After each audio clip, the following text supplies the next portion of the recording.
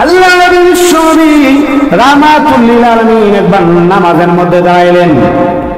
নবীর সাহাবী বলে আমি সাহস করে বিশ্বনবী রাহমাতুল লিল আলামিনের পেছনে নামাজের মধ্যে দাঁড়াইলাম। সাহাবী ডাক দিয়ে বলেন, আমি লক্ষ্য করে দেখি বিশ্বনবী রাহমাতুল লিল আলামিন নামাজের মধ্যে যে দাঁড়াইলেন, বিশ্বনবী নামাজের মধ্যে দাঁড়ানোর সাথে সাথে বিশ্বনবী সূরা বাকারা শুরু করে দিয়েছেন। সুবহানাল্লাহ। নাই বাকারা কত পারা? সূরা বাকারা কত পারা? প্রায় 2 পারা 9 পৃষ্ঠা 8 পৃষ্ঠা, 2.5 পারা মতো। কত পারা? আমাদের কি ক্ষমতা আছে 2.5 পারা পড়ার মতো? হ্যাঁ, লক্ষ্য করে দেখুন। ওই সাহাবীটা যে বলে আমি লক্ষ্য করে দেখি বিশ্বনবী তখন সূরা বাকারা শুরু করে দিয়েছে। ওই সাহাবী তখন ডাক দিয়ে বলেন, আমার ধারণা ছিল বিশ্বনবী সূরা বাকারা পড়ে রুকুর মধ্যে যাবেন। আল্লাহ নবী বিশ্বনবী রাহমাতুল লিল আলামিন ওই সাহাবী বলেন, হঠাৎ করে সূরা বাকারা শেষ হয়ে গেল না, বিশ্বনবী তখন রুকুর মধ্যে যান নাই। ওই সাহাবী তখন ডাক দিয়ে বলেন, আমি লক্ষ্য করে দেখি বিশ্বনবী রাহমাতুল লিল আলামিন সূরা আলে ইমরান শুরু করে দিলেন। কোন সূরা? সূরা আলে ইমরান। কত পারা? 3 নম্বর পারা। আলিফ লাম মিম আল্লাহু লা ইলাহা ইল্লা হু আল হাইয়ুল কাইয়্যুম।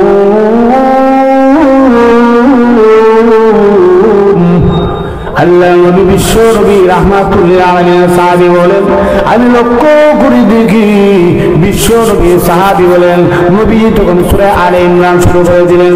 ওই সাহাবী বলেন, আমি তখন নামাজ ভাঙলাম না, আর মনে মনে ভাবলাম বিশ্বনবী হয়তো সূরা আলে ইমরান পড়ে রুকুর মধ্যে যাবেন। হঠাৎ করে ওই সাহাবী বলেন, এই মুহূর্তের মধ্যে 4 পারা শেষ হয়ে এরপরে দেখা যায় 4 পারা যখন শেষ হয়ে যাবে আবার সূরা নিসা শুরু করে দিলেন। বলেন না সুবহানাল্লাহ। বিশ্বনবীর নামাজ কত লম্বা ছিল।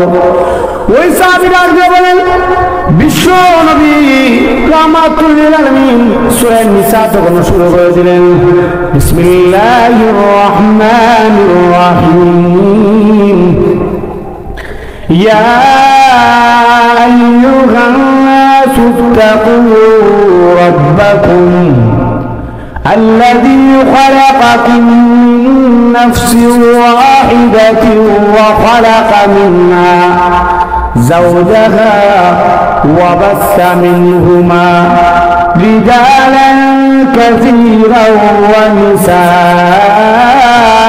ونساء। ওই সাহাবীরা বলেন, বিশ্বনবী যখন নামাজের মধ্যে সূরা নিসা আবার শুরু করে দিলেন। ওই সাহাবীরা বলেন, আমি মনে মনে চিন্তা করলাম বিশ্বনবী হয়তো সূরা নিসা তেলাওয়াত করে সূরা নিসা শেষ করে নামাজের মধ্যে যাবেন না।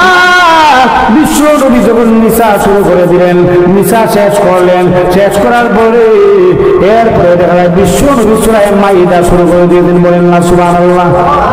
ওই সাহাবী বলেন, আমার আর সাহস হইল না। এই মুহূর্তের মধ্যে ওই সাহাবী তখন নামাজ ভেঙে পলায়ন করলেন। বাবা আমার কত লম্বা নামাজ পড়েছেন। বিশ্বনবী যখন সূরা মাইদা পড়ে এরপরে রুকুর মধ্যে গেছেন, লক্ষ্য করে দেখেন নবীজি প্রায় 6 পারা শেষ করে আবার যখন 7 নম্বর পারা শুরু করছেন, এরপরে নবীজি এত লম্বা নামাজ পড়ছেন, 1 রাকাত সমাপ্ত করছেন।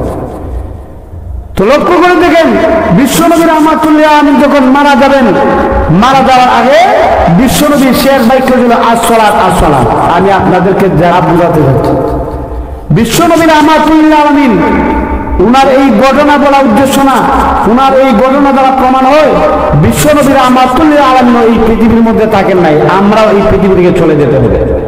লক্ষ্য করে দেখেন বদকারের অবস্থা বলছিলাম, এবার নেককার ব্যক্তির কি অবস্থা হবে, এই নেককার ব্যক্তির অবস্থা শুনুন।